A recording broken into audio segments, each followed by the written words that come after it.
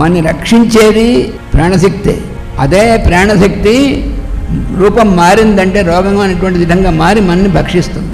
ఎప్పుడు మన ప్రాణం గురించి మనం భయపడినప్పుడు, మన ప్రాణానికి ఏదో అవుతుందో అనేటువంటి భయం కలిగిందా, ఇందాక మనం చెప్పుకున్నామే, వాడు తాడునో దేన్నో తొక్కి కూడా పాము అనుకున్నాడా, అది పాము కాడు అనేటువంటి ఎఫెక్ట్ వీటికి వచ్చేస్తుంది. అంటే అదేమిటంటే ప్రాణభీతి లేకుండా ఎవరైనా ఉంటారా అంటే, మిగిలినటువంటి వాడికి ఆపద కలిగినప్పుడు నీకు అంత భయం కలుగుతుందా? ఎదుర్కొన్నా ఉన్నాడు పాము కరిచింది, నీకు కరిస్తే ఎలా ఉంటుందో అవతల వాడికి కరిస్తే కూడా అంతే అనేటువంటి సమానంగా నీకు ఉందా?